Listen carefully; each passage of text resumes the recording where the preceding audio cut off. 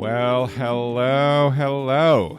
This is Kristopher Loewen. I'm a pastor, and this is Behind the Sermon podcast. It's a podcast all about the art of preaching, from the twinkle of an idea to late nights in practice to the moment of truth on stage. This show, it pulls back the curtain on the rocky and beautiful and terrifying and memorable process of creating the unique event in time known as the sermon.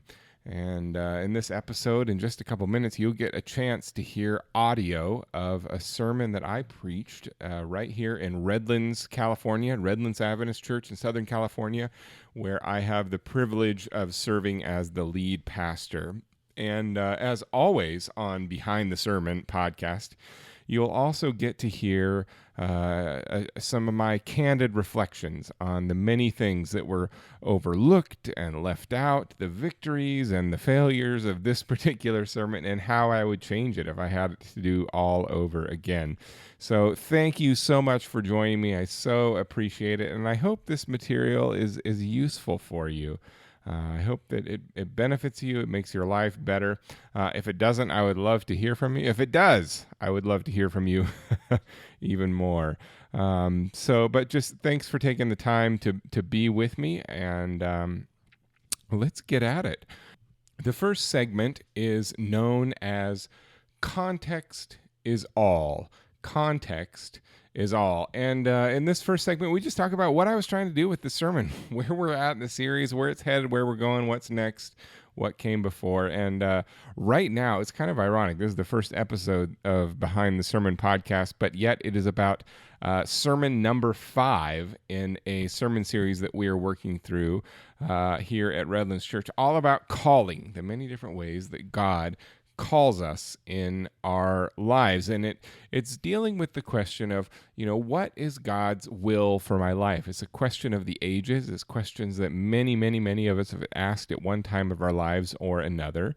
And at least in my life and in my experience, the answer to that question is quite varied and quite far-reaching. It's diverse. It's not unique, or it's not the same for every person at every moment of time. And there are all kinds of different ways that God calls us, from our sense of personal mission or purpose in life, to vocations, to moves, to having children or not having children, just all kinds of stuff. And so the sermon series is kind of broken up into a number of different parts. And this is the 5th in the series, and it is kind of setting up a model. I set up a model starting on the first week, and you can go back and listen. And actually, the other sermons in this series, 1 through 4, we're going to drop them a little bit later in the podcast process. I've been recording for some time, but just now getting to the place where I kind of like where the podcast is at and feel comfortable putting it out there. So we'll dump off some of those episodes down the road, and you'll get a chance to hear those. They'll come in as maybe special ones here and there. But this is the first one, and it's the 5th one in the series. So this sermon was all about what I refer to as seasons, seasons of life. I used that motif for the sermon. In fact, that was the title of the sermon, Seasons. And it sort of pulls on the idea that there are different times in life. There are moments where we're called to do one thing, and then there are moments where that sense of calling changes. I feel deeply impressed to say yes to this particular job and feel like that's the right thing for a certain period of time. And then maybe, 5 years later or 10 years later or something, that sense shifts. And now I feel like I'm moving into a new season.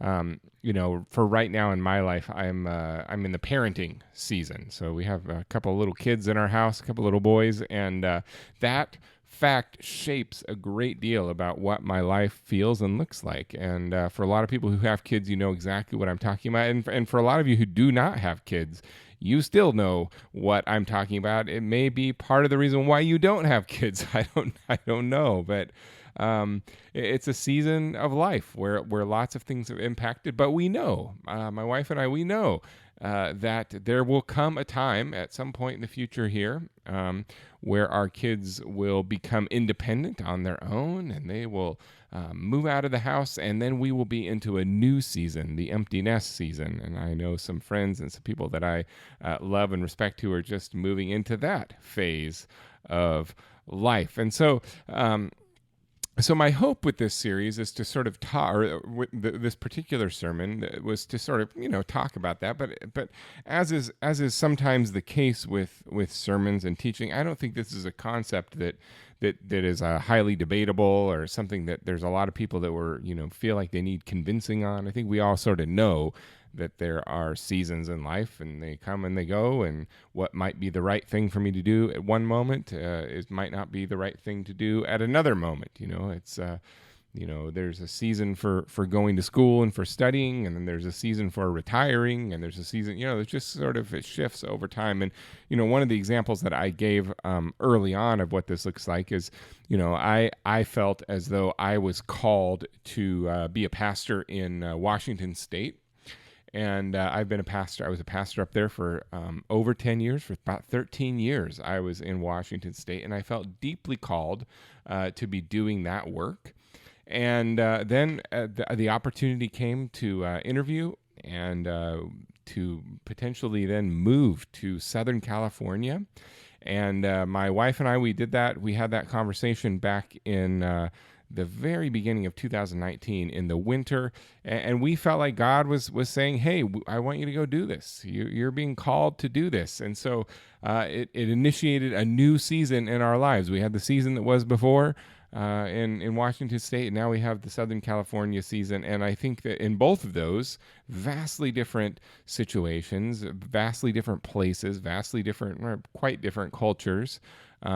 But I think that God called us to both of those things, and that's what we're talking about. It's not about this sermon isn't about callings that last a whole lifetime, like the calling, the personal sense of mission would be one like that, or even one that lasts a very long time, like the calling to get married, or the calling to not get married, or the calling to study medicine, or the calling to go to a certain vocation, or whatever it happens to be. That those are longer term callings. This is a little more shorter term, and of course 10 or 13 years. That's not short term per se, but compared to the kind of the average span of life. So anyway, I don't think that we need to belabor this. I think that most people sort of get the concept of missions, and I didn't belabor it at all in the sermon, as you'll hear.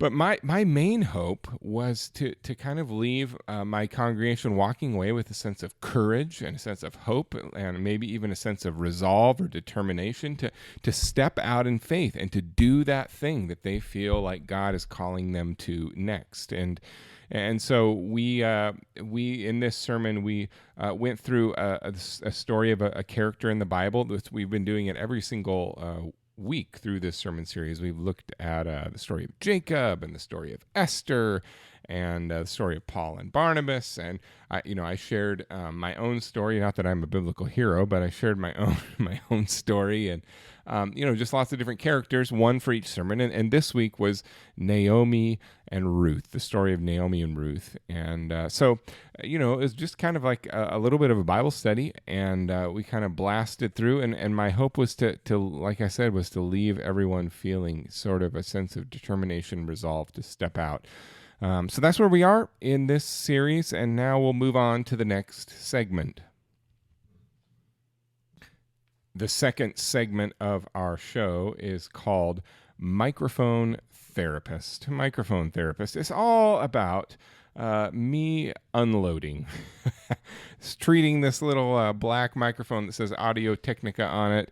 It's treating it as my therapist, and just sharing how I felt about how the sermon actually went, what happened, how I felt about it, my favorite parts, my least favorite parts, just kind of dumping my soul out to the microphone and to you. I felt a little bit of regret actually as I was in the editing process. So late in the week last week, Thursday and Friday, I was editing and trying to get the thing cut down to size. I keep running into this every single time I preach. This thing is just too long.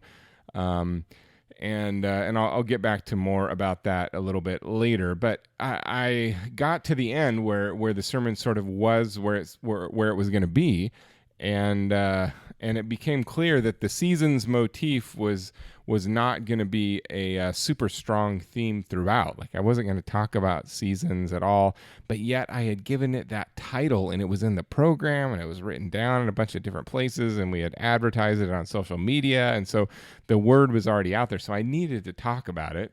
But I felt some regret, kind of some annoyance that I had chosen that particular title, and that just isn't really where the sermon ended up. I mean, I was talking about the concepts of seasons, but I really only talked about it at the beginning, and so that it became a challenge later on to sort of try to at least work the term in, so that people wouldn't feel like confused or any dis-ease or uneasiness about the fact that I hadn't really talked that much about about seasons. So I felt some regret. This week, I really drenched myself in prayer, especially on that morning as I was sitting in the front pew. I just spent a lot, like a significant amount of time as the service was unfolding in prayer, just praying for, hey, God, like speak through me. I want this message to be helpful to people. Please help me, my own belief and excitement about especially certain aspects of the sermon. Please let that come through and be clear to people. And actually, I went through and circled while I was sitting there. As I was just praying over my manuscript, I went through with my Apple Pencil. I preach from an iPad, and I import my notes into the iPad in PDF form. So I had my Apple Pencil, and I was highlighting. I highlighted, I think, 3 different areas of the sermon, the areas that for me have the most heat, the ones that I believe in the most strongly. And I was just trying to, remind myself that like this stuff, there's stuff in here that I really, really believe to be true, and that I think that is or can be really, really helpful to us if we step into it or lean into it. And that for me, it was confidence building. It just gave me a sense that, I have something to say here. I have something to say that's useful and that's valuable. And, I'm going to share it, and I'm going to feel good about it, and it's the right thing. And so just, I really prayed into that. And so I think that I went into this sermon feeling some confidence about what I had to say. And, when it was all over, I felt good. I felt fine. I felt tired and hot. I got up to preach. I have to go back and look at the exact times, but our worship service starts at about 11. Yeah, and then I think I got up to preach at about 11:45 or so, and my sermon was a solid 26 minutes by itself, and then I also had a guest from the congregation, one of our church members, come up and share his story as a part of the sermon. And with that, I was well into 30 minutes. I was probably pushing 35 minutes. And so, I wasn't done preaching until like 12:20. And there's sort of this unspoken rule across at least the Adventist world, if not, many other religious tribes, where, the program's supposed to be over by noon. Like you got until noon, and then lunch is starting. And, I noticed toward the end of the sermon, there's a couple people that got up and walked out. And I know that there's a couple people who come to this particular church, who attend here, who, they live at like one of those buildings where there's a cafeteria in it, and you kind of have an apartment. It's like, I don't know if it's assisted living or retirement community. I don't know what exactly the nomenclature is, but there's some people that live in more structured environments like that, where lunch is served at a certain time, and if you're not there for it, you're not there for it. You don't get fed. And so I know that frequently there's a few people who have to bug out a little bit early. And so I saw those people get up, and I was feeling hot up front. I'm sure everyone out there was in the congregation was feeling warm. It was just, I felt a little bit uncomfortable. But with all that being said, I did feel happy and confident about it, and there were some things that I really, really loved about it. I loved kind of the Bible study sort of technique in the sermon. I kind of just walked through one chapter in the book of Ruth and made some observations about it. And I loved how those observations sort of flowed one to the next. And I did jump around a little bit.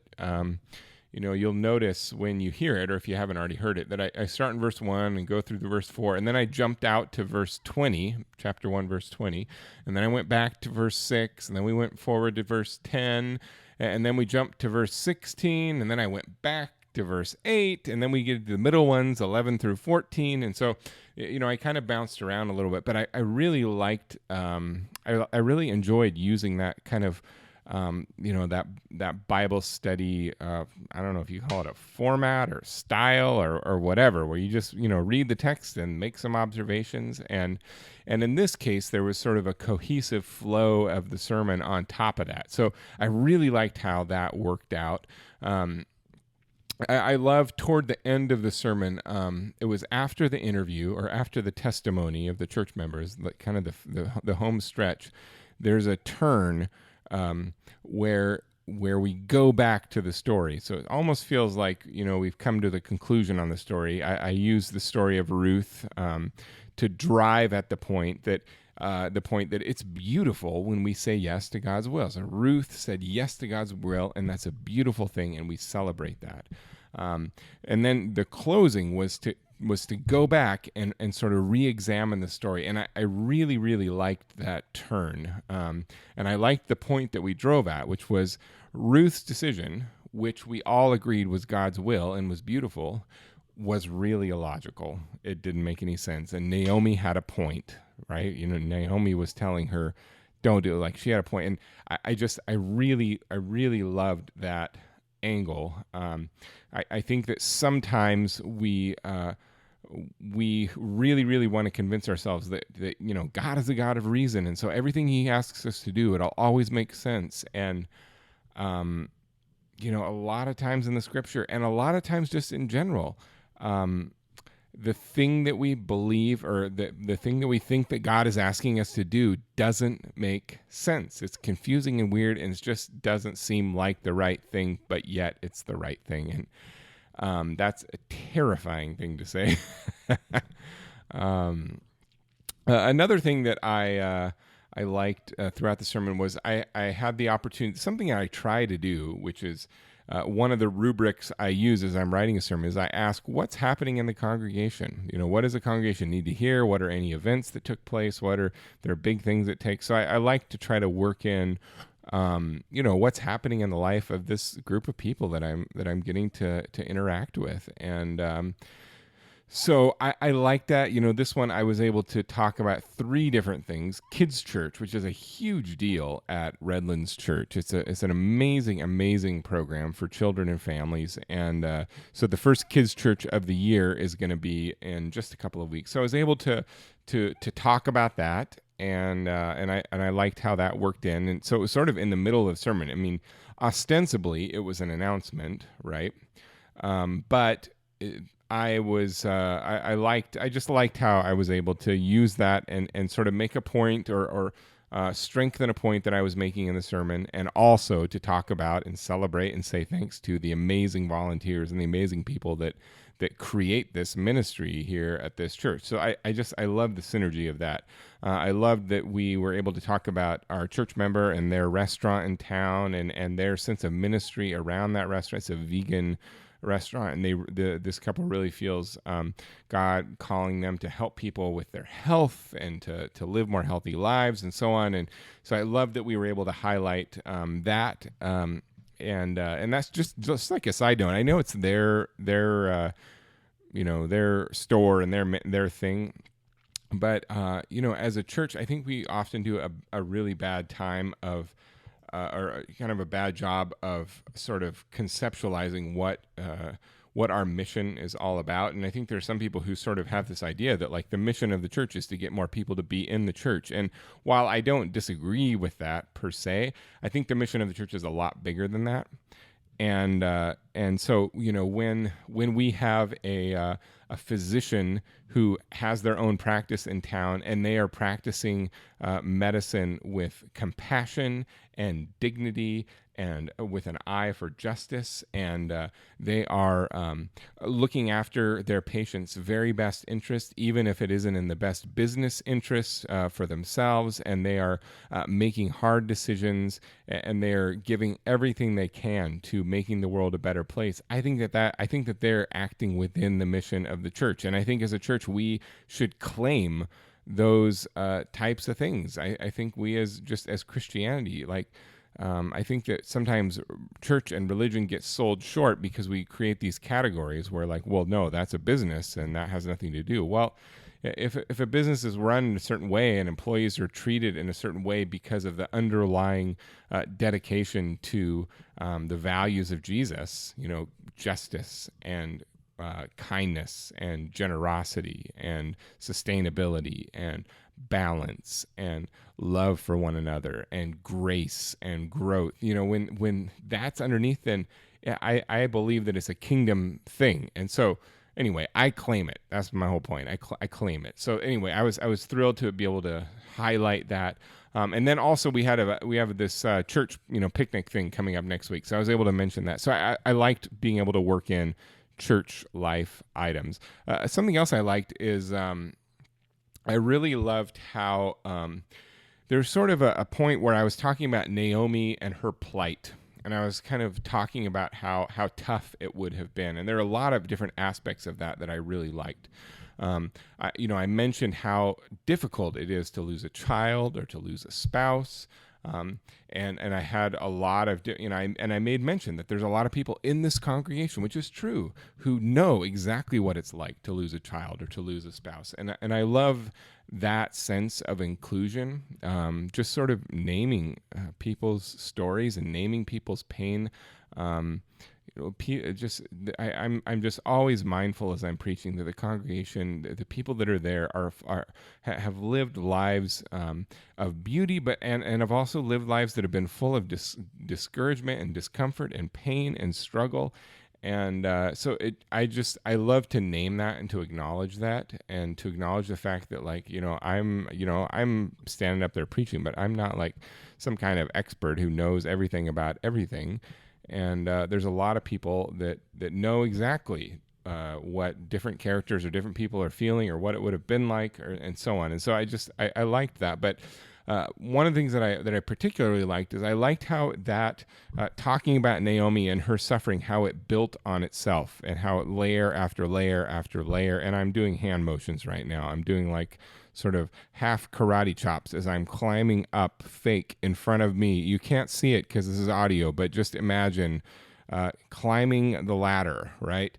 She has all these things going against her. And I liked, I don't know if that's like a convention or a certain way of arguing or if that's like a certain type of rhetoric, I don't know, but I liked how it built up where she's grieving and she's a foreigner in a foreign place and she's a woman who's facing injustice and she even has belief systems that are broken and all this stuff, all of this added up leads to her being in this situation of utter despair, right? So I liked that feeling and I think that, I feel like a lot of people were with me at that moment. Like they were with, they could kind of feel like, man, she was in a tough spot. And I made the mention in the sermon that there's a lot of commentators that sort of identify Naomi as the female counterpart to Job. Like she's the female version of Job. Job's sort of this famous character in the scriptures who, he's the poster child for going through a difficult life. But Naomi went through a really difficult life as well. And she's not often the one that's thought of or named, but she ought to be because it would have been incredibly hard for someone to be in that sort of type of situation that she was in. Okay, I'm still on my favorite parts, and this maybe is starting to get annoying because there's a I'm listening, but I also liked the concept of hesed, which is a Hebrew word for kindness, like deep and abiding kindness and grace and charity. It's this wide idea, and I'm probably not doing it justice at all, but it's a very rich word about, and it's often translated kindness, but it's bigger than that. It's care and concern for other people, and so I loved how I just loved bringing in the idea that, like, when God set up Israel, He set it up to live under the principle, or to exist under the principle of Hesed, where even people who were foreigners and immigrants who came to Israel, that they would be looked after and cared for and blessed. And we're, at least I'm living in America, where right now there's a big conversation about immigration, and it feels like, to me, there's a lot of folks who, the way they're talking about people who have immigrated here, it doesn't feel to me like there's a lot of hesed in there. I know maybe there isn't, but to me, it just, spending tons of money of, putting people in jails and stuff along the border, to me that doesn't feel particularly like chesed. So I liked highlighting that concept, that here we have a story about a foreigner in a foreign land. And I always love highlighting Deuteronomy chapter 8, this text about remembering where you came from, and and allowing that to influence your level of generosity. And then I quoted in the sermon Deuteronomy chapter 15, which is the one that Jesus quotes, the poor you will have with you always. And oftentimes, at least today, people use that text or that verse to sort of say, the poor will you, like, as a reason to not be generous to poor people. And it's ironic because if you go back to Deuteronomy and read the thing, it says, the poor you will have with you always, therefore be open-handed and generous to the poor. Like, anyway, I liked bringing out that idea that, like, when God set up a society, He set it up to look after and protect people who are vulnerable. And I want to live in a society where the vulnerable are protected. And I am more than willing to sacrifice and to give up and to pay higher taxes if we can make sure that kids of single parents and widows and people that have nobody to look after them, and people who are marginalized and who are minorities, are cared for and thought of and considered. And are protected from injustice, and I think that's the kind of society that God would want us to live in, and it's the kind of society that I think, as followers of Jesus, we get a part in trying to create and trying to build in whatever way, whether that's in the public sphere, and the private sphere, and the political sphere, and the sphere of my street, or whatever it happens to be. So anyway, I like that part. Okay. Now, we're still on Microphone Therapist, and I'm just pouring my heart out to you. And so here are the parts that I did not like as much. I loved the interview. I loved the inviting Sam up to share his story and to share his testimony. Like I mentioned, I didn't love the length of the overall sermon, and at the time that it was at, it lengthened the whole thing out. So I didn't love that element of it. That where it came in the sermon, I felt like after he was done, I felt like the congregation was ready for me to close it down, and I still had 5, 6, 7 more minutes of material, and it ostensibly was the most important material. So I really didn't like that feeling. I felt a little bit guilty. I felt almost like I should have just shut the thing down right then and just closed it. But all of the stuff, like the whole twist thing with Ruth, was after that. And so, and I think part of my guilt level that goes along with that is that the worship service as a whole has a lot of talking. And it's something that me and, or that I and the worship leaders and the other pastors, something that we're in conversation about right now is how can we adjust this? But the service as a whole is full of talking, lots and lots of talking, lots and lots of almost like mini sermons. And so there's just a ton of talking before I actually ever even get on the platform to do the sermon part. And I feel just like maybe there's some fatigue amongst some people. I don't know. I may be talking too candidly, but again, this is my therapist in front of me, and so yeah, this is what you're getting. This is what you're getting. But in the in Adventist subculture, there's sort of this the head heart spectrum. I don't know if you're familiar with that, but like more emotion focused or more head logic focus, and on that spectrum, Seventh-day Adventists, we tend to be much more head focused. So facts and talking and beliefs, and we tend to be less comfortable with the squishy stuff, with the emotion stuff, and like as it turns out, things like music or poetry or art, those are all feeling type of things. And so in some ways, like the structure of a worship service that tends to be this particular one that tends to be quite word heavy, it fits really well within that subculture. It's sort of what you would expect it to be. And so in that respect, it's exactly what it it's normal. It makes total sense.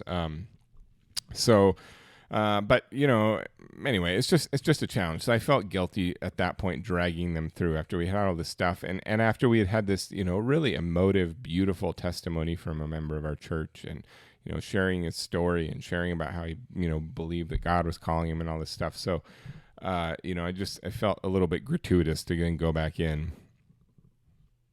So now you are going to get the chance to hear the sermon as it was. So here we're going to roll it, and then after the sermon's over, I have 3 more segments to share with you. So if you're on a long run, you're going to have plenty of content for your run, and you're welcome for that. Good morning, church. Happy Sabbath. This morning we are continuing our series on calling. And we're working, and you're working, we're going to work together. It's going to be good. This morning we're continuing our series on calling. We've been going at it now for 4 weeks. Today is the 5th week, and we have 1 more to go next week. And this series is asking the question, what is God's will for me? What's God's will for my life at this moment, for the whole life? And we've been looking at it at lots of different angles.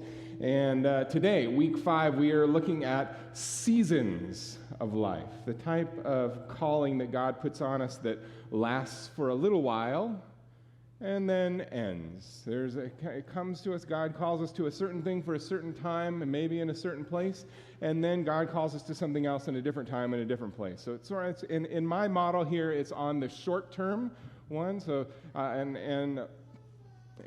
so that's like, it's kind of near the top. So far in the series, we've looked at different angles. Last week we celebrated teachers, and we've just kind of been moving through. So short term is like, for example, I believe right now that God has called Paige and I to be in Redlands, and I'm not signaling that season will come to an end, but we were in Washington State. I pastored in Washington State for 13 years, and that was a season, and now a new season has come. Are you kind of with me? So it's times and places and locations and circumstances and that kind of come our way. So that's what we're talking about today. And just a quick rabbit trail before we move into the rest of the sermon. A quick rabbit trail.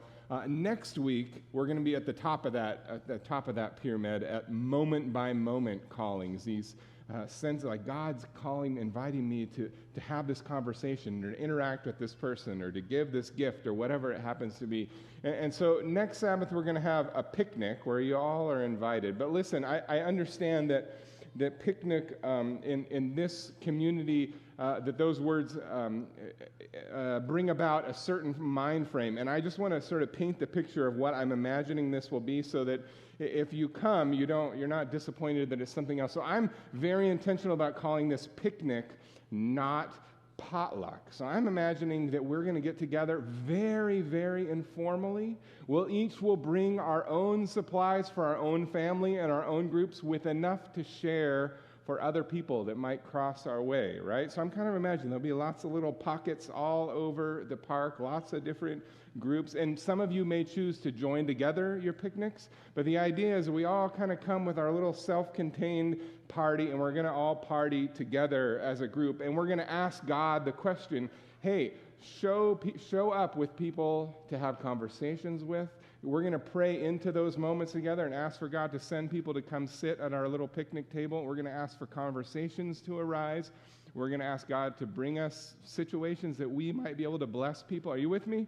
So we're doing very, very informal. We have no idea what's going to unfold. It's going to be warm. I guess we could probably predict that. But anyways, I think it's going to be fun. It's going to be low-key, chill, minimal organization. The extent of the organization that we're having is what you're hearing right now. That's pretty much it. Hey, we're going to go to the park. So you guys with me? You guys? Okay, so that's next week. But to this week, back to this week. So we're now out of the rabbit trail. We're back on course. And I don't have a blank slide in between those. Oh, I do. Okay, we're both clicking at the same time. I'm sorry. I'm going to let you. Thank you. You're good. You're good. I'm going to quit messing with it, and we're going to go. So what we're going to do this week is we're going to do what we've continued to do all throughout the sermon series, which is tell the story from one hero from the scriptures, right? So we've looked at Esther, we looked at Paul and Barnabas, we looked at Jacob, right? We've gone through all these. And today, as Heather masterfully introduced us to, we're looking at the story of Naomi and Ruth. So she was great, wasn't she? Thank you so much. I don't know where. Oh, she's right there. Thank you. Brilliant. Thank you.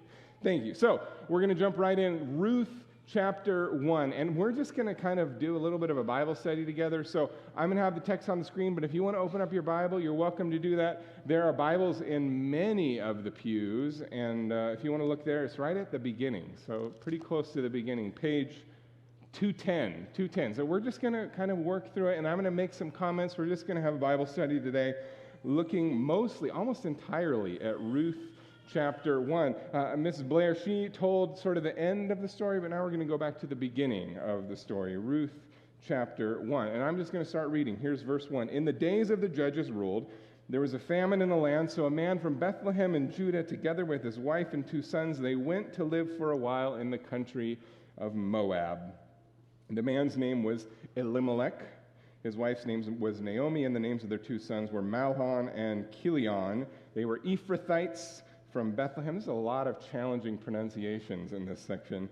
From Bethlehem in Judah, they went to Moab to live there. So I'm just going to stop right here, and we're going to do this a lot this morning as we sort of work through this thing. But just want to make some observations about the setting. What do we know so far? There's a guy named Elimelech. Fantastic name. Does any of you here know any Elimelechs?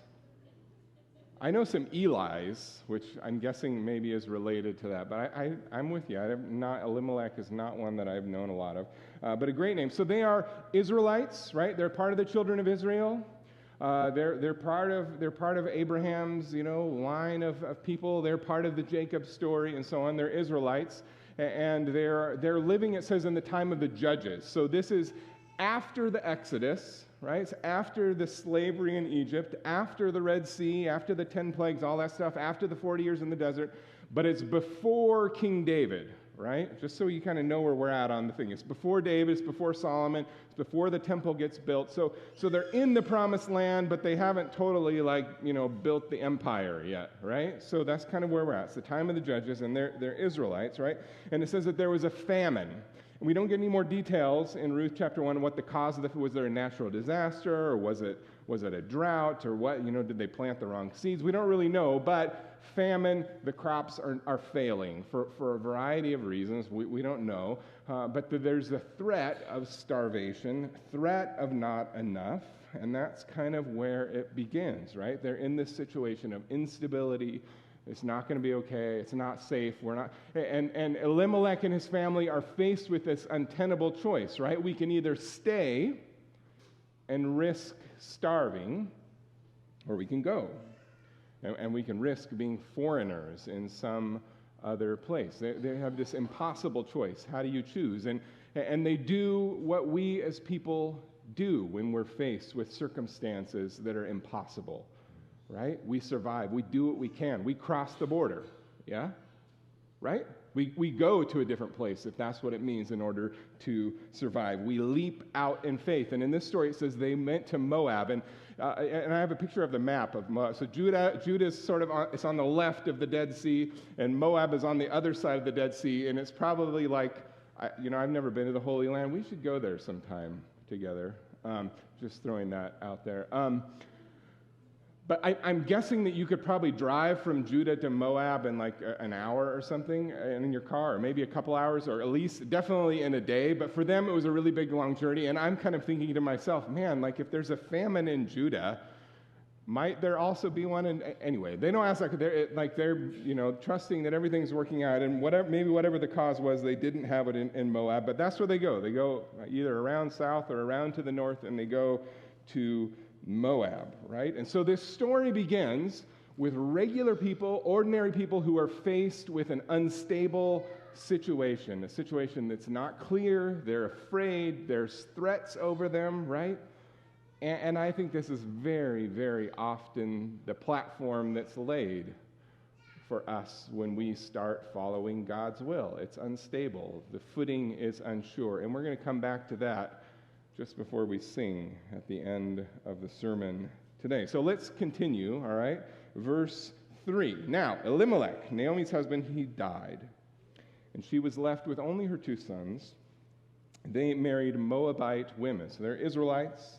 They marry women who'd grown up in that part of the country in Moab.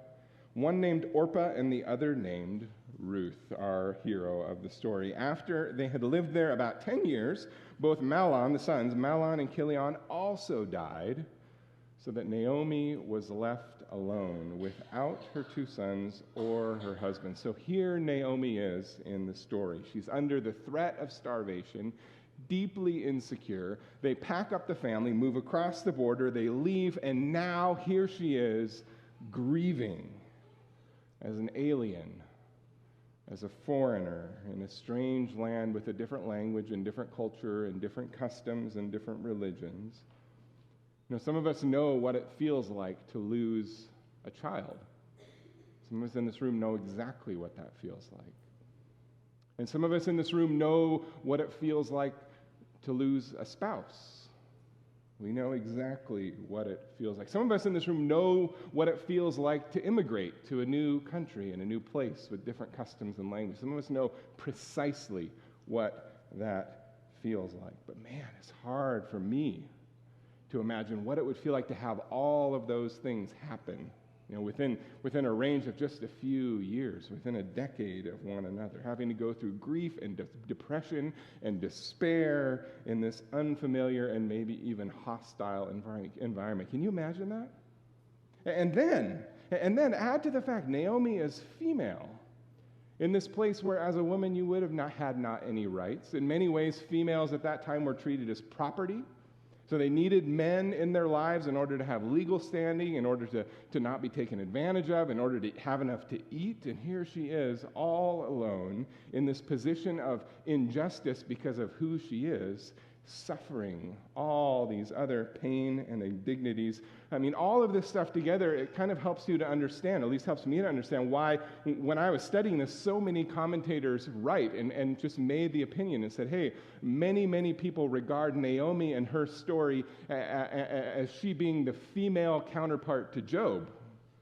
Right? You're familiar with the story of Job, who also lost everything. That she's sort of like, in the scriptures, a female version of a very similar story where everything has lost. So things are so bleak for Naomi that, in fact, later in the story, later in chapter 1, she gives a speech to some friends. She says, don't call me Naomi anymore. Naomi is connected to the Hebrew word that means sweet. Don't call me sweet anymore, she says. Call me Mara, which is connected to the Hebrew word for bitter. Don't call me sweet. Call me bitter, because the Lord, this is verse 20, because the Lord Almighty has made my life very bitter. I went away full, verse 21, but the Lord has brought me back empty. Wow.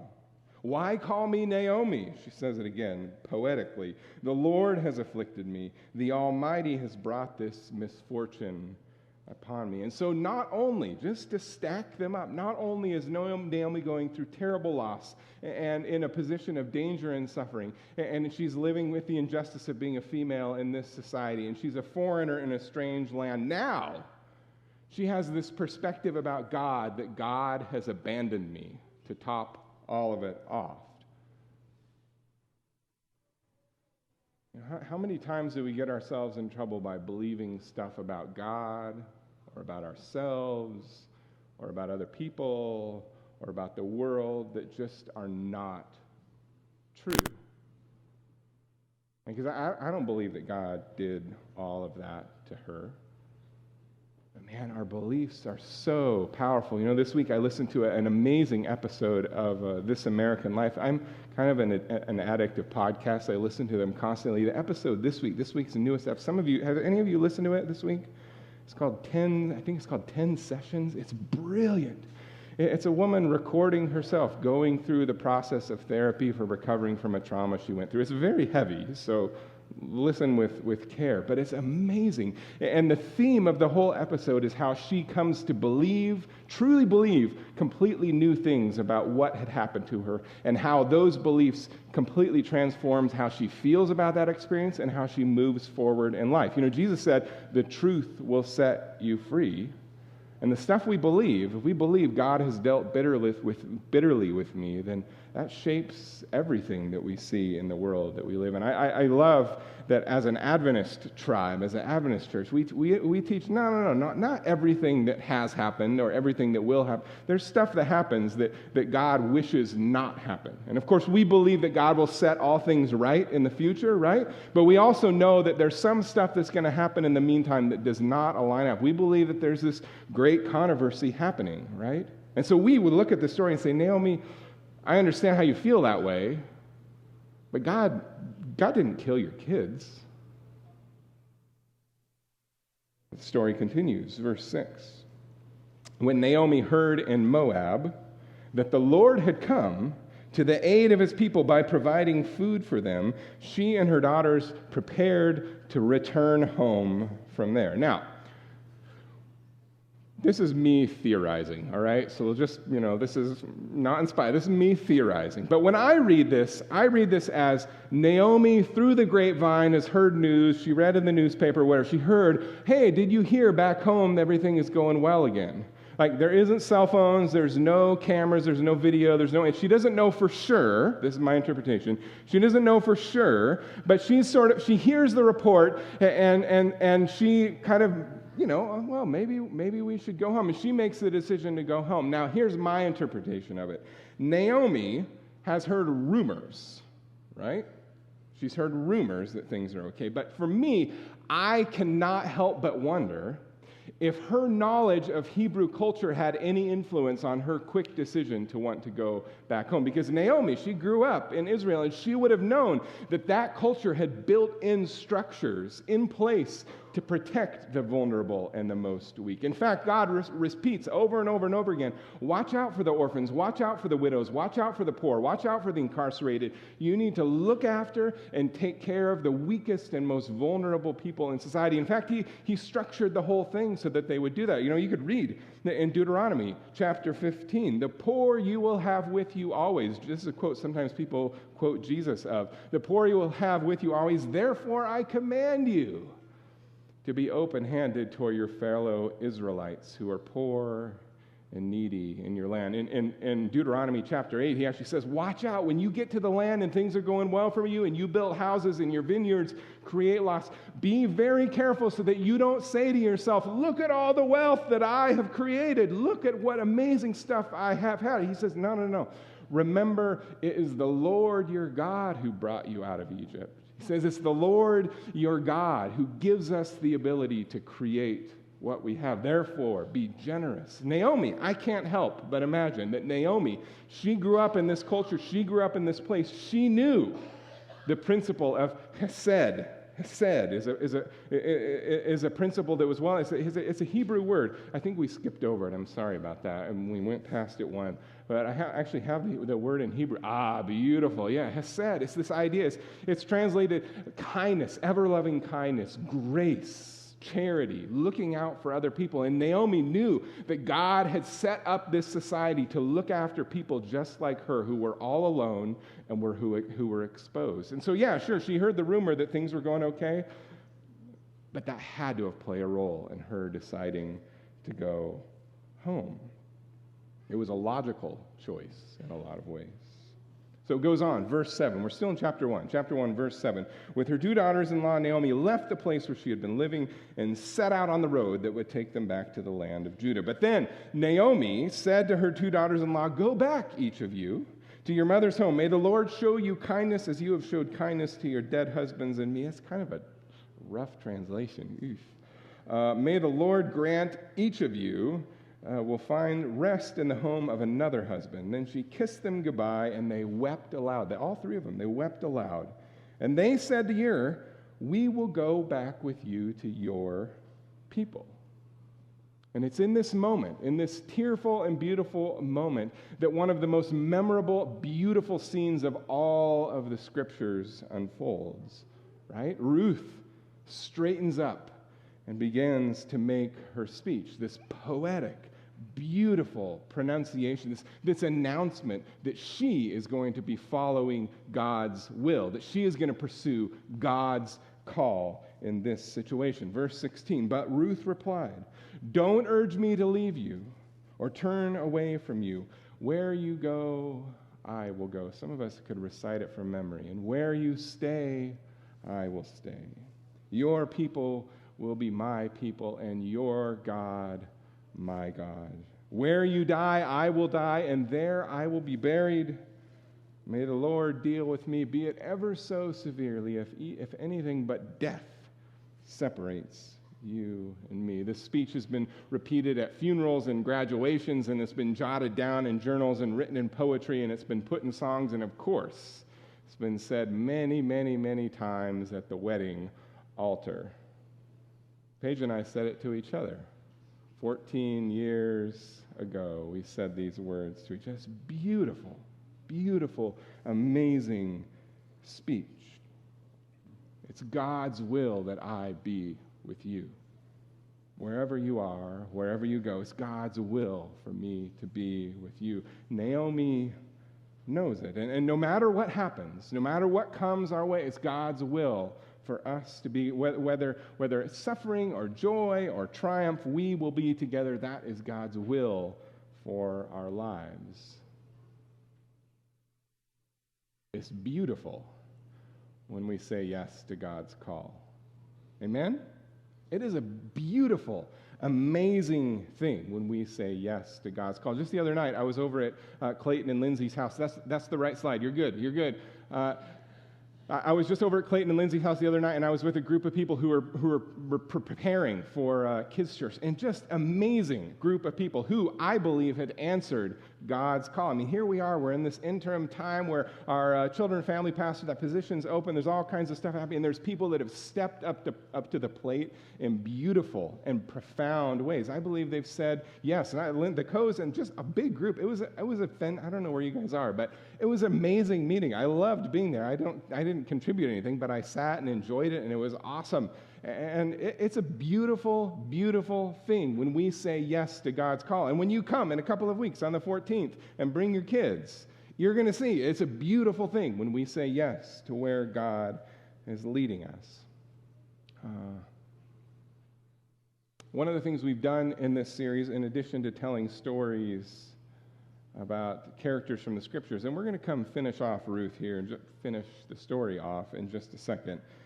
But another thing we've done is we've asked our church members to tell stories in this series about different ways that they've answered God's call. I've shared a little bit about my calling to ministry as a pastor. We've heard from Rylan and Nate and Sam, who were baptized, who answered a certain type of call from God. We heard from Davey, who talked about grief and the grief share group.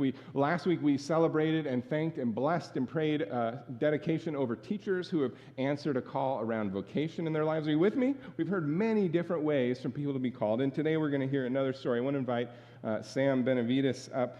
You might remember them, Sam and Ashley. They're members of our church that just a few weeks ago, I don't know how many weeks, was it 4 or 5 weeks ago? I'm not sure. Gracie, we prayed a blessing over little Gracie and their daughters, Emily and Lexi. Also, they came, all 5 of you all came, spent time in my office today and shared a little bit about their story of opening the Living Root Cellar, which is a restaurant in town, and their mission for helping people learn more about health and taking care of themselves. And so I asked Sam to come share a little bit about their journey of pursuing God's will and what that has felt like. And so I'll move out of your way and we'll hear what you have to say. Thank you, Pastor Christopher. I want to start this story by sharing that when I was a young college student,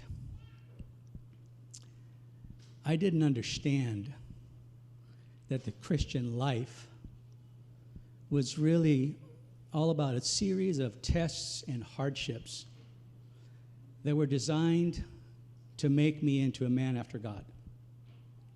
It's only been in the last 10 years that I've really been able to understand and appreciate that truth. And so my story really started not long after high school when I decided to become an architect. I believed that God had gifted me with creative talents, and so I thought that that was my calling. I didn't give any thought to asking him whether or not this was his will for me. I just went and did it. And so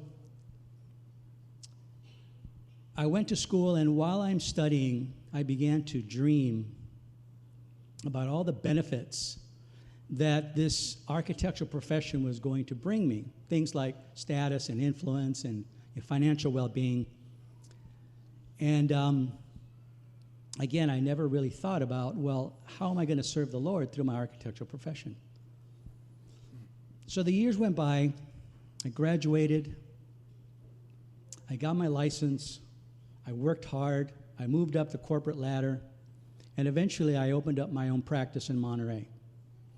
And I felt somewhat arrogant. I thought, wow, I made it. This is success. Soon after that, I met Ashley. And I knew I wanted to marry her. So we began to get to know each other. And when I went to meet her family in Colorado, I encountered one of the strangest tests I had ever encountered. And so we went to visit her family in Colorado on the family farm, and her grandfather asked me to help him to fix the power line to the house. So he set up this ladder, set me up to the power pole, and with my bare hands, I'm supposed to twist the wires together to fix the problem. And I remember thinking to myself, surviving electrocution is one heck of a way to qualify to be a part of this family. But if that's what it's going to take, okay. So 18 months later, we got married and we started a new life. And we were the happiest honeymooners you could imagine. But it didn't last very long. Not more than a year and a half later, the economy crashed, and I was one of several thousand architects whose architectural career was over. So we did the only thing that we could do at the time. I closed my practice, we packed up, and we moved to Loma Linda to live with my parents until we could figure out what to do next. Without any job prospects, being thousands of dollars in debt, and no way to pay it back, I was worried and I was scared. What do I do now? What do I offer my new wife? After 15 years of investing into my architectural career,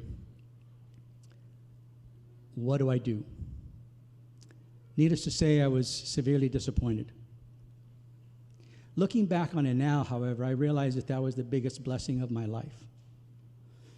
Because it's until you have nothing and that you're empty that God can begin to work on you. And so for 7 years, we began the quest of, or I began the quest of finding a second career, a second calling. And God opened up a few doors. while Ashley was working in fitness, I was pursuing work elsewhere. And as God had begun opening doors for me in health and wellness, more and more, I became less and less involved with other pursuits. And even though these were blessings, they still were not enough. And so we began to pray for full-time work. Then in 2017, God answered our prayers. And he opened up the door for us to take over a juice bar and a vegan restaurant in Redlands. One of its kind for miles around. And at that point, God's calling was loud and clear. Boldly share the message of health. And for those of you who are unfamiliar with what the Adventist message is, it's simply this. Only God has the power to heal your body. Plant foods and natural healing agents are his choice for us. And a violation of his law of health has dire consequences. So without any prior restaurant experience, we dove in and we got to work. And I got to tell you, it has been one of the most challenging and hardest experiences of our lives. But one of the things that we've learned is that when you commit to following and being obedient to God's calling, miracles begin to happen.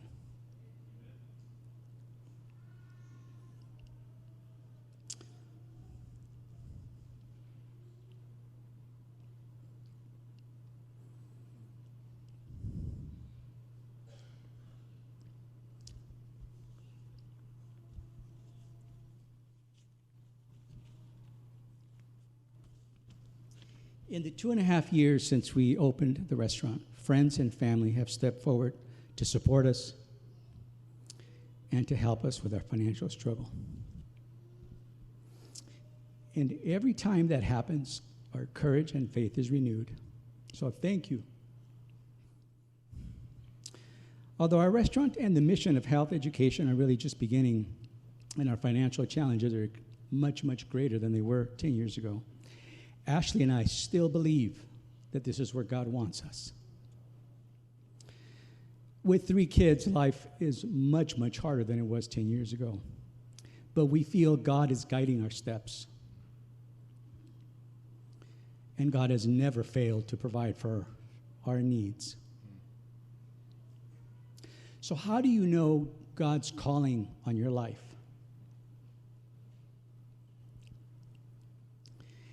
It's when you humble yourself to listen for God's voice.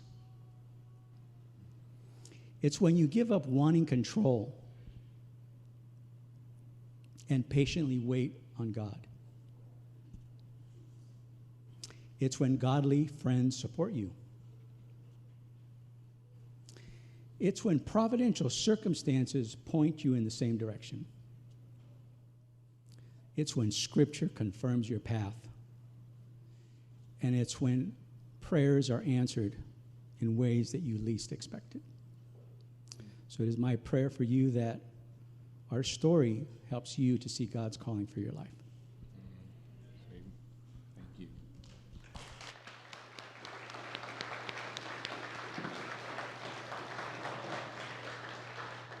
Thank you, Sam. All right, let's finish on the home stretch here. So I think that we rightly conclude that Ruth's decision to follow Naomi was God's will. There's actually a remarkable twist in the story. So we're going to finish with this observation. Let me go back and read a piece that we read earlier. But then, this is verse 8, but then Naomi said to her 2 daughters, "Go back, each of you, to your mother's home. May the Lord show you kindness as you have shown your kindness to my sons and me. May the Lord grant that each of you will find rest in the arms of another husband." Now, verse 11. But Naomi said, Return home, my daughters. Why would you come with me? Am I going to have more sons who would become your husbands? Return home, my daughters. I'm too old to have another husband. Even if I thought there was still hope for me, even if I had a husband tonight and gave birth to 2 sons, would you wait for them to grow up? No. Would you remain unmarried for them? No, my daughters, you're not going to do that. It's better for me than for you, because the Lord has turned his hand against me. There's that lie again. At this, they all wept aloud. Verse 14, then Orpah kissed her mother-in-law goodbye, but Ruth clung to her. Here's the thing about Ruth's pursuit of God's will. It was insane. It didn't make any sense. Naomi has a point. She's talking reason here. She's talking obviously. When we read the story of Naomi, we read through it and we read we read Ruth's speech and we think, oh, obviously, of course she went with her. But it's the crazy thing to do. Orpah was the practical one. She followed the wise advice. She did what you would hope your kids would do. Let's just imagine for a minute. I can't help but think of this dialogue through the eyes of a parent. And Naomi was her parent, right? And she's hearing this crazy stuff. It's sort of like I kind of like imagine. What if Jeremy and Michelle? What if their boys, Joe and Jacob, said, "Listen, Mom and Dad, we're moving out of the house. We've constructed a motorhome using parts that we got off of the neighbor's fence and out of dumpsters, and we're going on the road, man. We're moving out. We're going to have great fun. We're going to have lots of plans. I don't know how we're going to eat or where we're going to get gas, but we're going on the road." They would say, No, you're not doing that. They would say, no, this is nuts. You're not. Are you serious? You're 16. No, you're not doing this. No, this is what's happening between Ruth and Naomi. Everything logical points in the opposite direction. And yet, we all just agreed, at least I agreed, that when Ruth followed Naomi, she was following God's will. And that's unsettling. That's unsettling to me. In my life, clarity on that stuff comes kind of like echoes. For me, I don't typically get this ringing gong in the sky or some kind of pounding thing that says, open the business. Yes, absolutely do it. Propose to the girl. Yes, do it. Enroll in school. Move to Southern California. For me, it doesn't come. It hasn't come typically in this booming, loud voice. For me, it comes in echoes, and I hear themes, and they recur, and they come like waves, right? I hear a sermon, and I read a book. And then I have a conversation, then I hear a podcast, and then I read a text in the scriptures, and then I hear a song, and then I have dreams, and all of this stuff together gives me the idea that something is trying to happen. Yeah, are you with me? That God is leading in this way, and when I choose to make that step of faith, I don't know for sure. I'm scared of making the step, and I'm not even totally sure that I'm making the right step, but that's how it feels and looks for me, and sometimes it seems completely crazy. And so the question for each of us this morning is, what echoes are you hearing? Are you sitting on that book that's partly written, or you haven't started to write? Are you sitting on the book? Has that been echoing around for years, and you're just waiting? Are you waiting for the sign? This is your sign.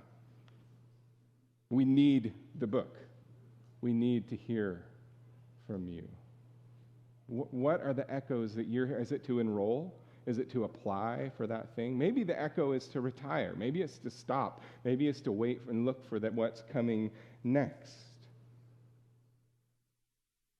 Maybe you've heard echoes about that you need to train for a marathon, or you need to quit, or you need to ask her to marry you. This is your sign. Please. What echoes are in your life? What season is God trying to lead you into right now? If you're waiting for the ground to be stable and secure, I don't think it's ever going to come, I think we pursue God's will in moments of insecurity, where the footing isn't sure. You know, Finn is learning cello, and this is where we're going to close today. This is a final thing. Finn is learning cello. He had his first lesson this past week. This is his old teacher, Mr. Gitcher. I don't have a picture of the new teacher, but he had his very first lesson this week. This is year 3 on the cello. And thank you guys. Yes, come on up and lead. We're gonna sing a song in just a minute.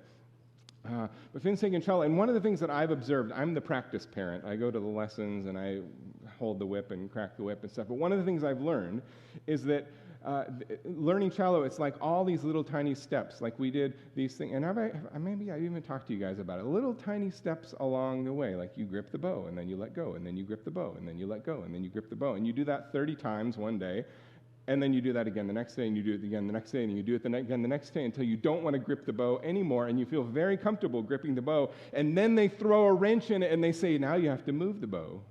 And you have to go around, and you have to turn it this way, and this way, and this way, and this way, and all these different... Every single time you start to get comfortable with a skill, whether it's being in first position or second position, then they throw something new on you, and all of a sudden you're uncomfortable, and it feels weird, and then you keep growing. And that's how it is with God's will. We feel unstable. And if you feel unstable and unsure, you're probably right on the edge of what God has next for you. So if you feel those fears of recession or of trade war or of jobs or of how to pay the bills or wait, God has something planned. We're going to sing a song, an old hymn, Savior like a shepherd lead us. And I want to invite you to pray into that song, God lead me in this next season. I'm going to ask them to stand. I don't know if you were going to ask them to stand, but will you guys stand and sing this closing song with us? Our benediction is from Romans chapter 15. May the God who gives endurance and encouragement give you the same attitude of mind toward each other that Christ Jesus had, so that with one mind and one voice we may glorify God the Father and our Lord Jesus Christ. May the God of hope fill you with all joy and peace as you trust in him, so that you may overflow with hope by the power of the Holy Spirit. Amen. God bless you. Happy Sabbath. All right. So here we are back again. And now we're to the third segment. You've heard the sermon. And now we do some more reflecting about how it went.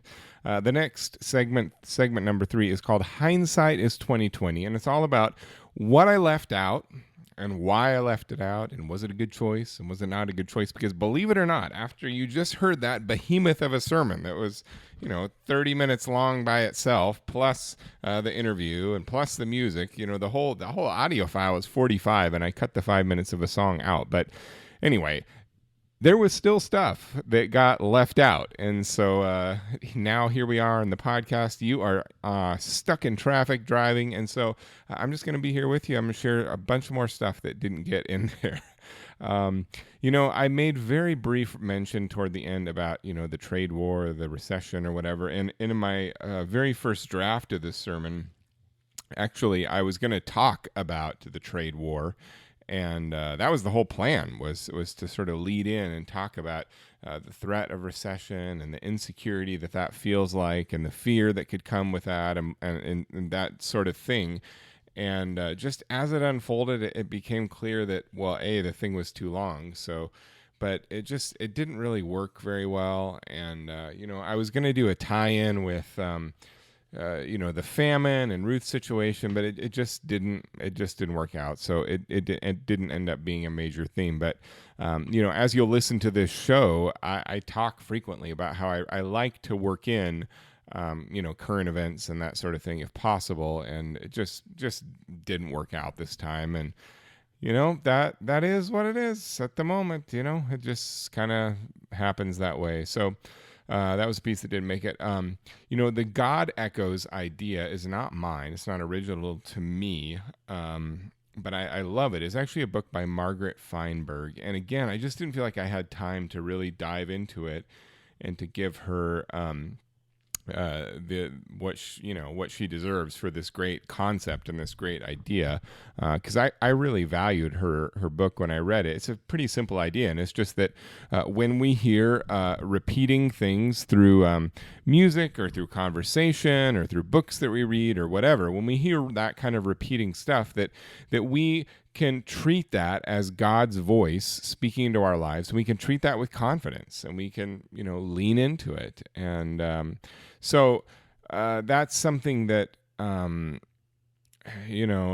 think it's great, and it was good stuff. Margaret Feinberg, you can look at the book up.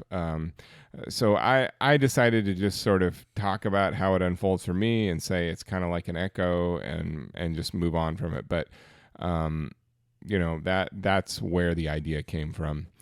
Something else that didn't stay in, I actually had a list of ways in which we know what God is saying, and how we hear God's voice, especially around this. And obviously that's kind of the theme of the whole sermon. But at one point I was going to ask, how did Ruth know that was God's will? Because the text, the story, it doesn't really explain how she knew precisely. And so I actually had a list of items, and I sort of mentioned those, but I used it in a different way. But I had a whole section of the sermon that was going to talk about the different ways in which we hear God's voice, like through the scriptures, or through watching Jesus' example, or through conversations with wise friends that we love and that we respect and that we believe, God is in, or from a sermon, or from a podcast, or from a book that we have read, or book, an inspired book even, or, someone that we believe that God is using to give us a message. Or I was going to talk about dreams, and how sometimes the dreams that we have can help us to feel like God is speaking through us that way. And of course, there's many examples in the Bible where people talk about dreams being, things from God. So anyway, I had a whole list, and I was going to explain all of them. But again, it was just too much. And so I sort of mentioned those things in the list, like in the God Echo section, but I didn't sort of have them as a separate category. There was this poem that I came across that I really liked, that I just, again, I could not find the place for it to fit. But you're here with me, and I'm here with you. So let me read you some poetry. All right. It's a poem by Thomas Banks, and it's called Ruth to Naomi. Narrow the house may be and poor, but should it be where you will stay, then I will want for nothing more. Entreat me not to go away. Your bread shall be my bread, your prayer shall be my prayer, and always know that though you go, I know not where, gladly I follow where you go. And I liked it. It's in a way, it's sort of a paraphrase of the poem. Excuse me if this bothers you, but it's sort of a paraphrase of the poem that we get in the book of Ruth itself. And I think that there's a poetic quality to it. Do not urge me to go from you. Where you go, I will go. Where you stay, I will stay. Your people will be mine. It's poetic. And like, I'm not fluent in Hebrew. I know enough to throw around some Hebrew words, but my guess is that it's quite poetic in the Hebrew, and it certainly comes through in the English. And so I just stuck with the original Hebrew. I didn't think it would enrich it at all to add the poem, but I came across it in my study, so that was something that didn't come in. Finally, something that was left out that I like this concept, and I thought I was going to use it, but it just didn't. Again, it didn't. There was too much stuff, and it was sort of another tack. It was almost like a rabbit trail down a different direction. And anyway, it's the concept, and I've talked to people about this a lot. And it's this idea that when it comes to hearing God's voice or following God's will, that there can be an element of faith that goes into trusting that what I think I heard is God's will. So like, let's say, just for example, I had a dream, and It's not clear. Like, man, I think that may have been God that gave me that, or I think that there may be something in this for me to do or to work on, and but I'm not totally sure. So there could be an act of faith where I choose to believe that was something from God, and so I think sometimes leaps of faith look like that, where it's I'm going to trust that this was God speaking, and I'm going to move forward acting like it was. So there's that type. But then there's another leap of faith, which is what I think we typically sort of talk about or refer to or think of when we talk about leaps of faith, and that's that I'm very clear on what God is asking me to do, and I'm very scared about that. But I'm going to do it even though I'm scared of the thing. And maybe this is too nuanced, but to me it seems like there is sort of two different sorts of leaps of faith, and I think that they're both legitimate. And it may be, depending on the type that is most frequently present in your life, it may be about like personality that defines that. I don't know, but so I'm super, super clear that I'm supposed to move from Washington State to Southern California, and that's really, really scary idea. But I'm clear that that's what God wants me to do, and so I'm going to do it even though it's scary. So that would be sort of the second type. So anyway, that whole thing I think could be useful, and I think particularly it would have been useful at the end of the sermon, but it just I don't know if it would have strengthened it that much, and it's sort of like more information about trust. And really at that point in the sermon, I just needed to get on with like, listen, you can do it. You can do it. Have courage. Have courage. Go after it. Ask the girl to marry you. I loved that. I don't know if that was ridiculous. I felt, I'll just say, now we're slipping back into the microphone therapist, but I'll say that I felt a little bit sheepish and a little bit guilty that I had gendered the proposal thing instead of saying, ask her to marry. I could have said, ask him to marry you, or ask the person to marry you. I felt bad. Like that may have made some people feel unincluded. And so if that was you, I'm really sorry. Honestly, I've been thinking about that ever since I said it. Okay, out of the microphone therapist, out of hindsight is 2020. We're moving on to the next segment. The next segment of the show, it's the fourth segment. It's called Wisdom is the Act of Thinking Something Stupid and Not Saying It. Wisdom is the act of thinking something stupid and not saying it. It's the longest title of a segment in the show, but it is not the longest segment. This is all about wisdom. What did I learn? If I had to do it over again, what would I change? This segment is about applying wisdom. So this is what I learned. So we're going to go on a journey together. My hope as a preacher is that I'll get better each time, and this is the first time I've had the opportunity to preach on a regular basis. I just finished the sermon calendar for Redlands Church for 2019, 2020, and I think I'm on the calendar 35 times or something like that. And that's certainly the most I will ever preach. I've ever preached in my career in a given year. So I expect and hope that I'll grow at this and that I'll get better and improve. And so here's a moment to apply some wisdom. One of the things that I would if I had to do it over again, I would do better is I didn't give a very clear roadmap of where we were going with this particular sermon. I mean, I told the congregation, listen, we're gonna have an interview. I told them that, we're gonna have testimony.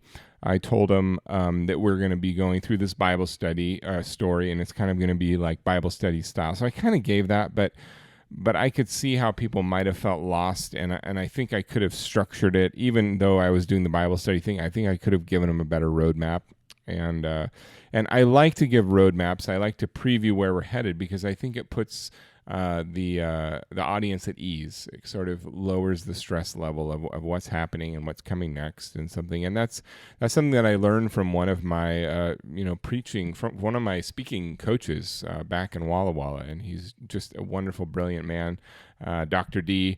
Hey, thank you, man. just for that and for this, advice that you gave me that I did not follow in this particular sermon. But it's good advice, and I would do it better if I had it. So, I was a little dissatisfied with the ending.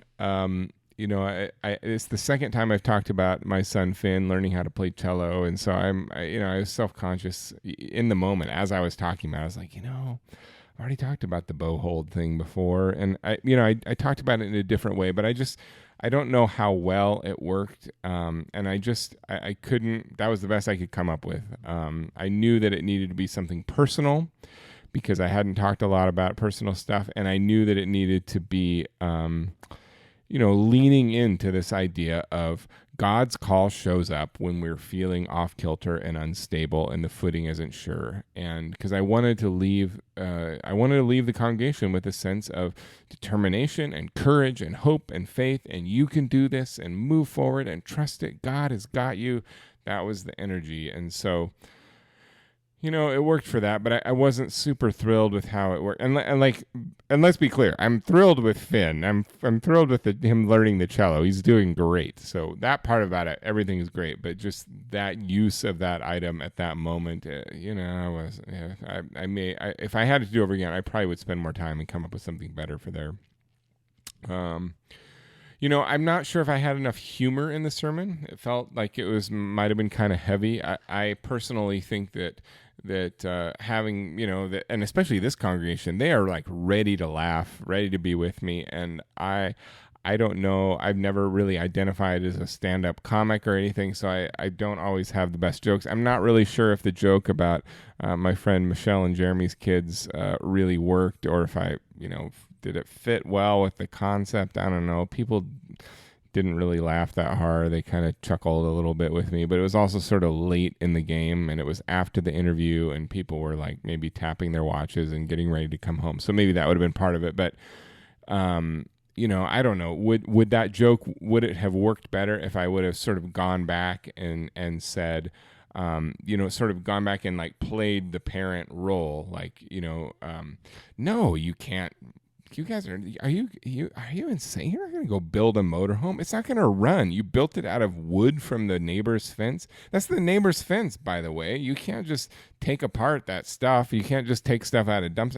It's not going to be safe. You're not going to be able to be licensed. How are you going to even drive this thing? I don't know if that would have, to try to, if I would have done something like that, it almost would have paralleled Naomi's speech, giving all the reasons why this idea that Ruth had was bad.